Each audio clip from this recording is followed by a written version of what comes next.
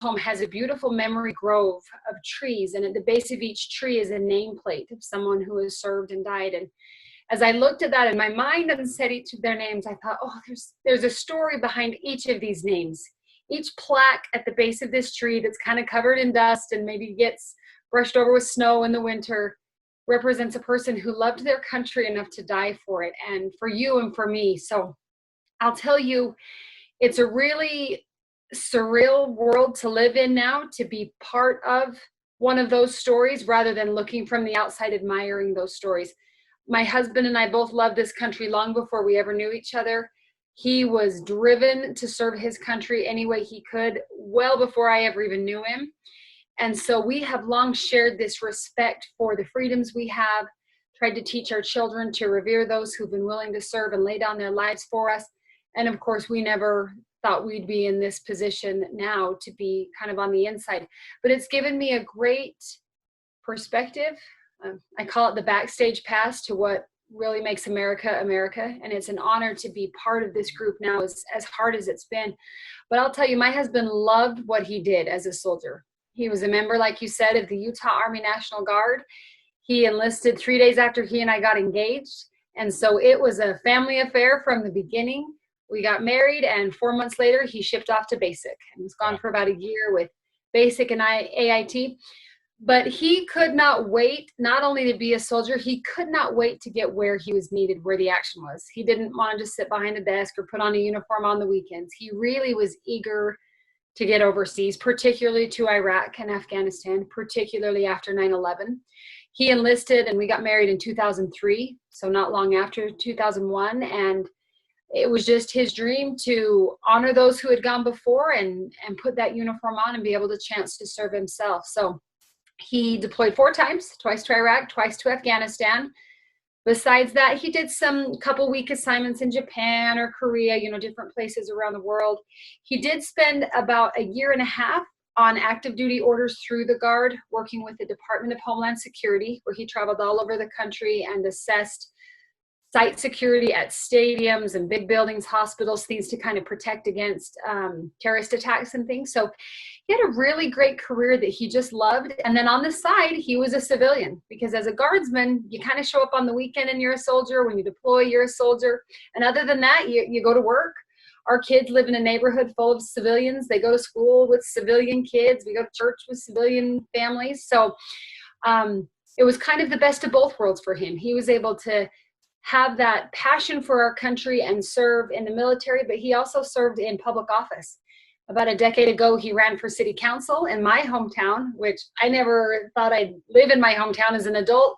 I'm from a kind of smaller town where I thought I was out of here. I was too big for my britches and going to go somewhere else and see the world. And here we are. I live right by my high school now, but I love it. So he ran for city council, and then he ran for mayor. So he was actually serving as our mayor at the time he deployed this last time. And I'll tell you, I think it's really his service, and particularly his death, has really struck a patriotic nerve here, because for a lot of people, myself included, we don't know a lot of people who are killed in action. We know of people who are killed in action, but because most of America is able to stay home and be safe and not go to war in this generation, most of us don't know, and we're not related to people who've paid that ultimate sacrifice. And so we kind of look from the outside. So when my husband was killed, and he'd interacted with people as mayor, and he'd spoken at a number of scout events for the local boys in the Boy Scout organization, or he'd argued politics with people who didn't want that apartment complex in my backyard, or the people who really wanted to beautify the city parks. And he'd interacted with a lot of people in a personal way.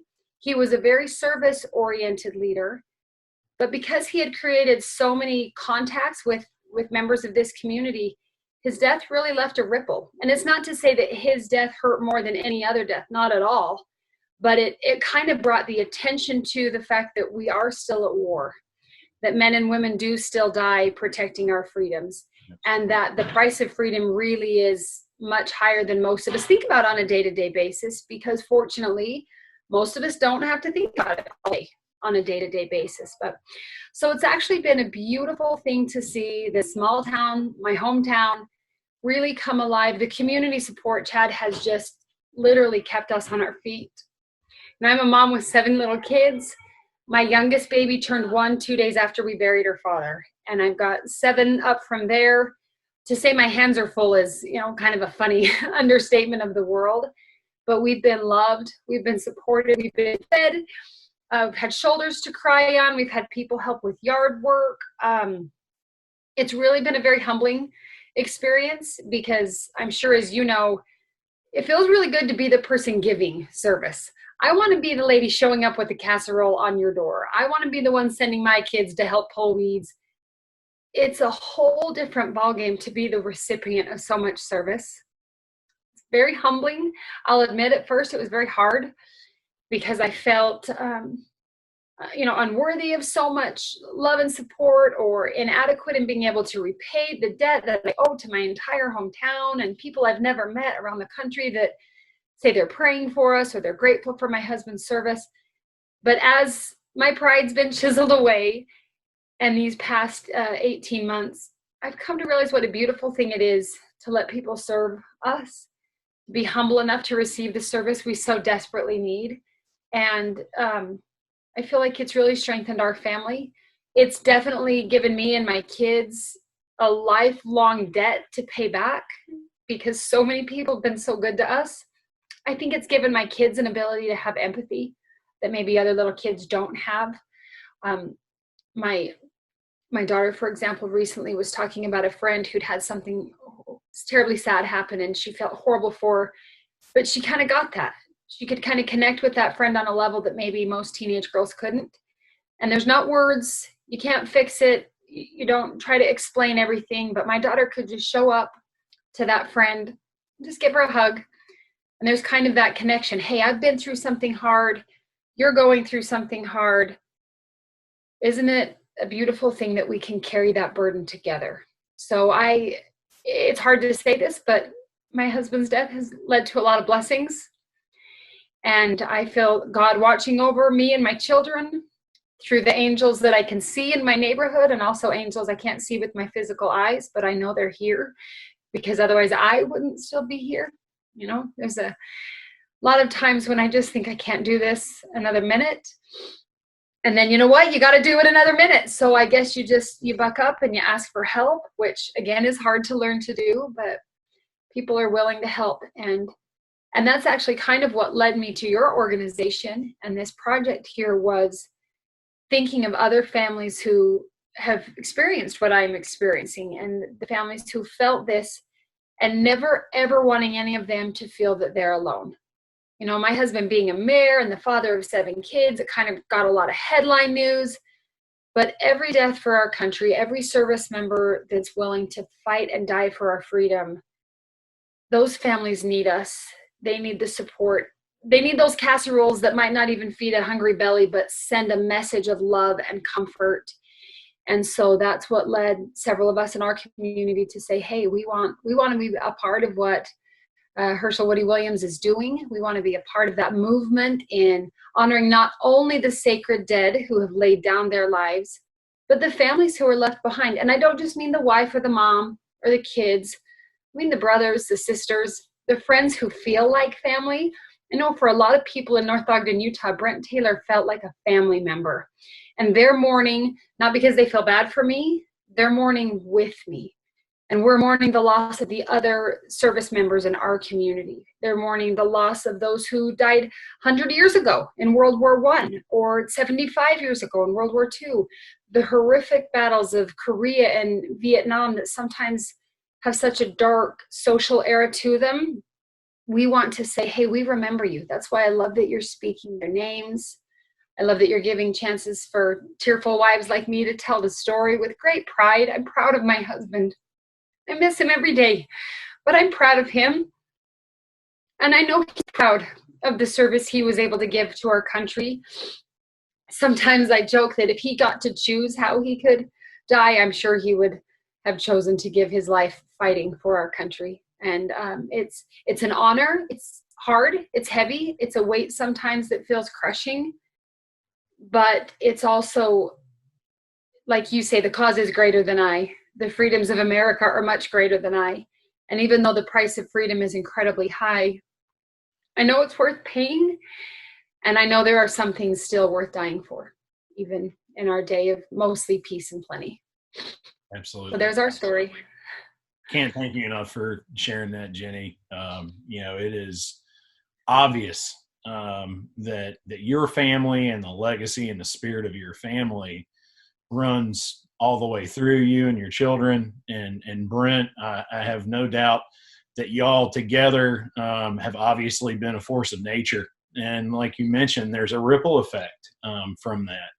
And all of those family members. And then the fact that it is so good to hear that your community is rallying around. And, we've just like your small community all over the United States, we have communities with folks just like your family. And for us to be a part of, in a small way, what y'all are doing is so that's what it's all about. And we cannot be more honored that you are leading the effort there in North Ogden, Utah. And if you could just talk a little bit about, if folks haven't had the opportunity to learn about you, to learn about your family story, I'm blown away by you and your kids and that spirit of service. If you can just talk a little bit about with the monument and y'all's foundation, what you and your family are doing, like you said when we were just having a conversation before the call.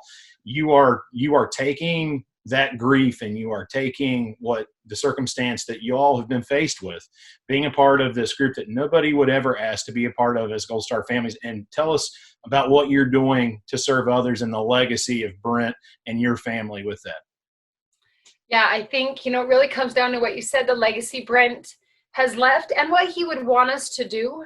I mean, I know he knows we hurt and that we're sad without him, but the last thing he would want us to do is to roll over and lay there for the next 50 years or get angry or bitter. I mean, really, I feel like from the very beginning, I could recognize I've got a couple of paths I can take. I can be angry, I can be bitter, and I'd be very justified in being angry and being bitter, or I can find some way to carry on with what he left for us. I've often said that we best honor those who've given their lives for us by making something of honor out of the lives they've given to us. So instead of feeling, oh, poor me and awful, which I'll admit sometimes I do, like I do sometimes feel that way, but I can't stay there very long. It's a dark, heavy place to be. It feels so much better to say, how do we carry this on? This man died for my freedom. What am I going to do with my freedom? So it started kind of small. We wanted to have a scholarship in my husband's name.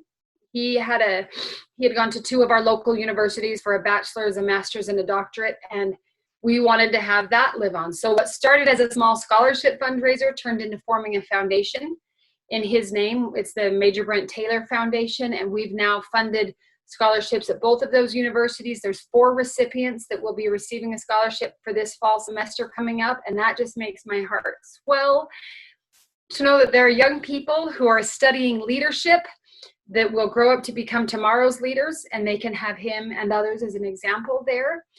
And then one day I was on Facebook.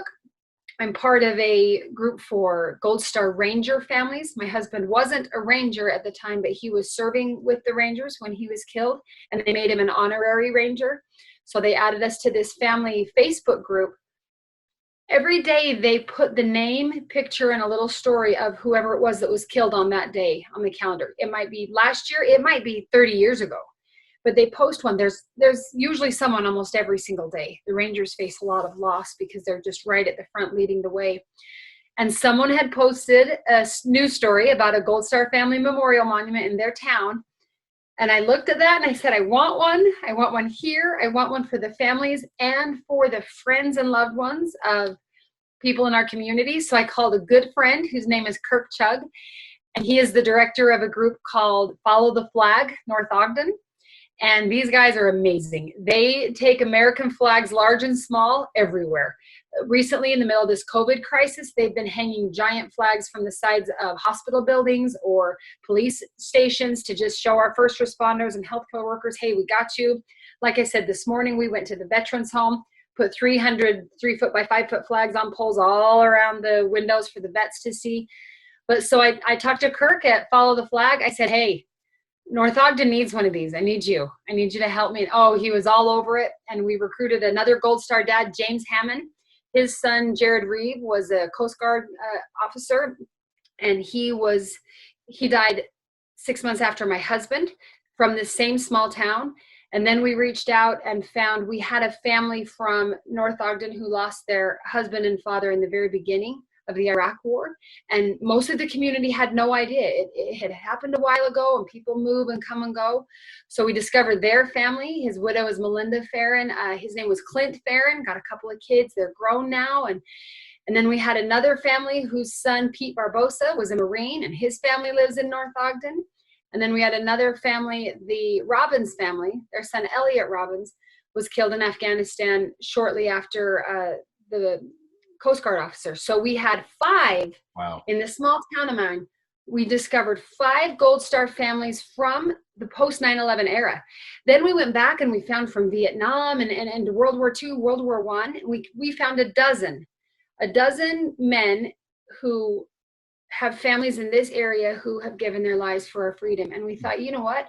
Those dozen men have a lot of friends and family, and they've got a lot of community members. And so we decided to just really jump on board with y'all and get this monument going. We talked to the city council and said, hey, where can we put this? What's a good place?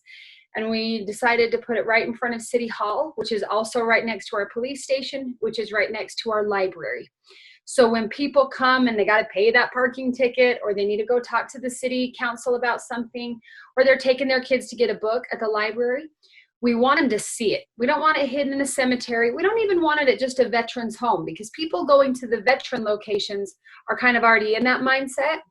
We want this just smack in broad daylight, middle of our town, where people who on a normal day-to-day basis probably don't think much about the price of freedom, not because they don't care, but just because life gets busy and we all get busy. We just get going about our way. And so we thought, if we have this in front of our beautiful City Hall, a beautiful plaza, the monument with flowers and some benches, and just a reflection spot where as kids run into the library, they can say, hey, Mom, what's that?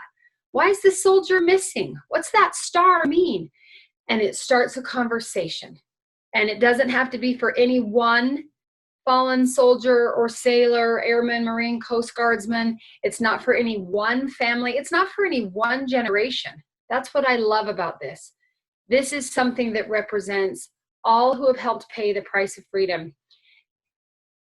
And I'll tell you who's really paid the price of freedom are those kids, those parents, the loved ones left behind. I mean, my husband paid the price of freedom by giving his life, but my kids are now going to spend the rest of their lives without him here. They're paying that price every day.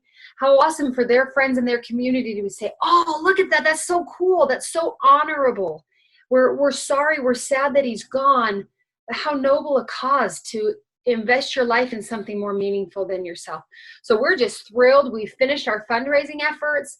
We're working now to get the plaza put together. We're hopefully going to gather and dedicate it in the summer. Obviously, the COVID conditions will kind of dictate the details of that. But I'll tell you what, we've got Gold Star dad James Hammond, who is on fire with this. We've got Kirk Chug and the entire Follow the Flag North Ogden group on fire with this.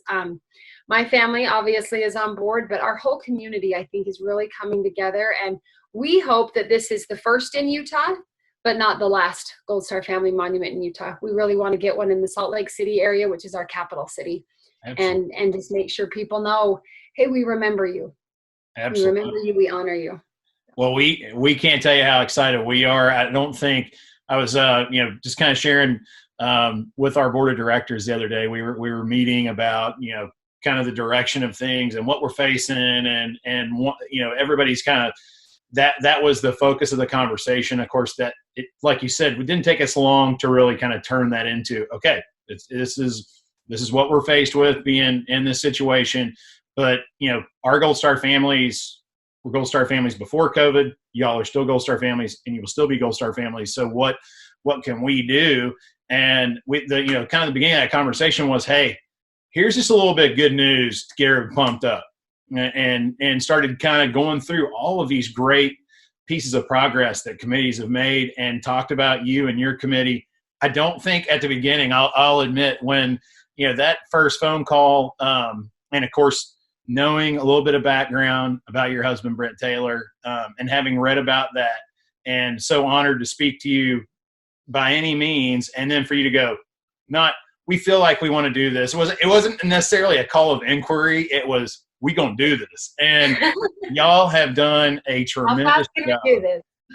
Yeah. And it's just, you have met this project with such graceful tenacity and such positive energy, and everybody, from what you're sharing with us in your community has just been so supportive. And like you said, for this to be an opportunity for folks to learn and for kids to share. I think one of the things that we, think about your family and all Gold Star families in the midst of COVID-19, for instance, y'all have had to continually reinvent resiliency day by day. So we, as John Q. Public, outside of the Gold Star family, our perspective, we can take so much and learn so much from y'all. And here is a great example of you serving to carry on that legacy of Brent and to carry on the legacy of your family.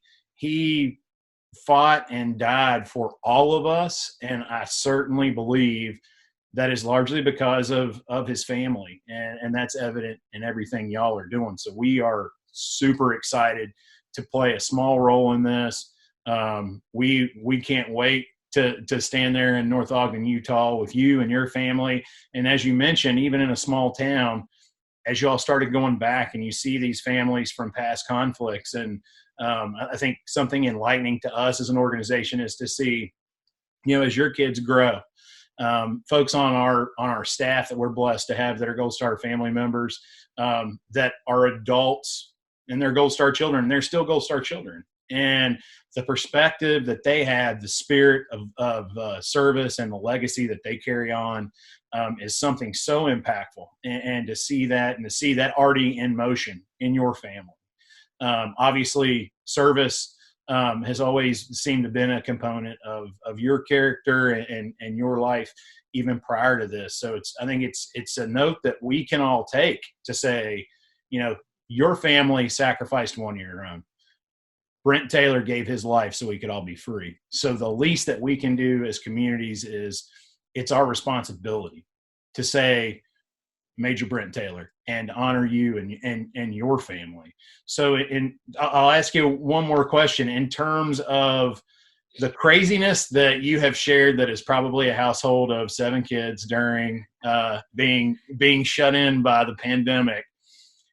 What's a piece of advice that you can give communities across the country about what we can do to properly honor and pay tribute to your husband, Brent Taylor, and to all those who have paid the ultimate sacrifice, and what we can do to serve y'all as Gold Star families? That is such an incredible question. And I've had a lot of time to think about that. People, I say, hey, how can I help? Let me know what I can do. I think human nature is just to shrug it off. Nah, I got this. We're good. Thanks. But I think the truth of the matter is, like I said, I've learned a lot about receiving service. Some of the greatest acts of service we've received have been people that just kind of show up. They're respectful of our space, respectful of our family. But I would say if you know a Gold Star family out there, if you know someone who's grieving, whether it's yesterday or 20 years ago, I promise you they're still grieving. Just say something. I think sometimes we worry too much about saying the right thing, and we don't want to say the wrong thing, so we kind of say nothing. And it's this big elephant in the room. Like with my kids, we go to the grocery store or something, people know that their father has died. People know my husband has died. Nobody knows how to say anything, so you kind of dance around it. Don't be afraid to just say, I'm so sorry. Don't feel like you have to elaborate and justify and explain, or you can just leave it at that. I'm so sorry. You could even just leave it at a thank you. Thank you for your family's sacrifice. And then just show that genuine friendship, particularly if there's children involved, little things, a little note, a little treat, something, hey, we're thinking of you. Milestones, I would say watch out for those dates. If you know the date that their loved one died, that'd be a day maybe you show up with a flower or a candy bar or even just a text message, something so simple. Don't overthink it. Again, I think I'm guilty of this sometimes. I want to do the perfect thing. Somebody's facing something hard. I want to fix their problem. I want to give them dozens of roses. I want to make like a gourmet steak dinner. Or I could just send a text message that says, hey, just thinking of you today. Just thinking of you. That's it. Don't be afraid to ask about their loved one. I think sometimes, again, we dance around. You don't want to make me cry, so you don't want to ask about Brent, or you don't want to say something. Guess what? I'm thinking of him anyway. You're not bringing him up out of the blue. I promise you, if you mention his name somewhere, I probably already had him on my mind somewhere. And so let us share memories. Let us share funny things. It doesn't always have to be big and heroic in the day he died. Let's talk about the fact that the man really liked circus peeps. Circus peeps? Who likes circus peeps? Come on, people. Are you kidding? And the fact that, you know, he grew up as a little kid. His mom has memories of him as a little boy running around in the backyard and dragging mud through the house. And so don't be afraid to just talk about their loved one. And if it makes them cry, that's okay. It's okay to be comfortable with that discomfort a little. I think sometimes we're so afraid of emotion that we hide from it. And I feel like one thing I've really become better at in the past 18 months is feeling happy and sad in the same moment. I'm very happy when I talk about Brent. And sometimes I'm very sad when I talk about Brent. And sometimes I'm laughing while I'm crying. But that's honesty from my heart. So don't be afraid if you ask me something about Brent and I start to talk and I laugh, or I start to talk and I cry. Don't feel like you've broken me. Don't feel like, oh no, now the widow, I've triggered the widow. No, you haven't. I promise. We love talking about our loved ones, and it might make us emotional, and it might get to the point where we kind of just can't say anything else. And sometimes words are hard to come, in which case maybe you just offer a hug, cry with them. You know, again, don't feel like you have to fix it. Your job's not to fix my grief. You could help me face my grief. Don't even try to fix it, because nobody can fix it. You know, there's no millions of dollars that could bring Brent back. There's no statue that can make it feel like everything's great, but you can help. We as human beings, not just Gold Star families, we can help each other face the tragedies in life that we can't fix. And I feel like the COVID environment right now is giving Americans an opportunity to do just that, to step back and say, whoa, I never knew my freedom was at risk, because it's never felt at risk before. I've never had someone tell me I can't go to church, or I'm not supposed to leave my yard, or I can't have kids play with the neighbors. You know, that, whoa, what? But I hope it's given us a chance to reflect and say, man, we've got it good in this country. Absolutely. Normally, I can go to the grocery store 4 times a day if I want to. I can have the whole neighborhood in my backyard. I can go to church 5 times a week if I choose. Right now, a lot of that's kind of on pause, and it's making people a little bit uncomfortable maybe, or worried, or definitely stressed. I feel the stress of not being able to worship at my house of worship, for example. That's a huge source of relief and comfort to me. But you can still text each other. You can use this opportunity to say, man, we usually have it so good. Let's not take these freedoms for granted. Let's reach out, not just to Gold Star families, find your Blue Star families. Find your families whose service members are still alive and well, because they're willing to die for you today. I hope they don't die for you today, but you know what? They're willing. They put that uniform on. They're taking that chance for me, for you. So I just think as human beings, we've got so much room to improve at just genuinely being there for each other. Don't feel like you got to fix it. Don't feel like you got to have the perfect thing to say. Don't worry if you say a stupid, dumb thing. I promise I've already heard it before. People say dumb things when you're grieving. That's okay. That's okay. Just, you know, be there for each other. Be genuine. And if you don't know what to do or what to say, do something and say something. And we'll know what you mean is, I love you. I'm here for you. And then the flip side of that is, if you're the person that's grieving or having a hard time, I would give the advice that you learn how to let people in. Let people into your pain. Let people into your life. Let them love you and support you. It's hard. It's uncomfortable. It feels at first like a weakness. And then it becomes amazing when you realize, as human beings, we're all in this together. We all started off with once upon a time, and we all really want to live happily ever after. And in the middle, there's a lot of up and down. And if we try to face it alone, it's just a lot harder than it has to be. So I'd say, advice to those trying to serve, just do something. Advice to those in need of service, let them do something. And it's a beautiful two-way, it's a bridge. 2 sides of that bridge bring us all together. Awesome. Well, so well said, Jennie. Cannot thank you enough again. Thanks, Chad. Words that we all need to draw from, and like you said, do something. And I think anytime that we that we see that something needs done, and when I was growing up, my grandfather Woody Williams, it was always, and still is at 96, notorious for saying something like, somebody needs to do something about that. But when he says that, he has always taught us that when you make that statement, you are raising your hand to say you might be someone. Somebody ought to do that. Well, you are the somebody, and you are definitely demonstrating that. And I think that everybody can learn from that. And Jennie Taylor, once again, cannot thank you enough for spending some time with us today, for all that you do. I would encourage everybody that's watching this, take a moment and say, Major Brent Taylor, Utah Army National Guard. Say his name, and you sharing those personal things about him. That's so important, because as long as we say his name and we honor your family, and we say his name and honor, gratitude, and respect, then he lives on, and you definitely are carrying that legacy on. And so, Jennie, once again, we thank you for being with us today. And if you're a Gold Star family out there and you want to share your loved one's name, please do that in the comments, because we definitely we want to give you that hug virtually, and we want to say their names and know that there are folks, like Jennie said, that care for you and want to honor your loved one and honor your family's sacrifice. So, Jennie, y'all take care out there in Utah. Yeah, thanks so much. See you soon this summer. Yep. We dedicate.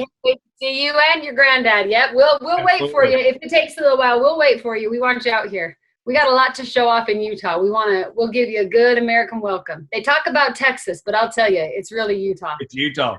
Come on out. Yes, it's really North Ogden, Utah. We'll see you in North Ogden, and thanks again, Jennie. And we'll say his name one more time. Major Brent Taylor. Thank you so much, Jennie, and we'll talk to you soon. Thanks, Chad. Bye-bye.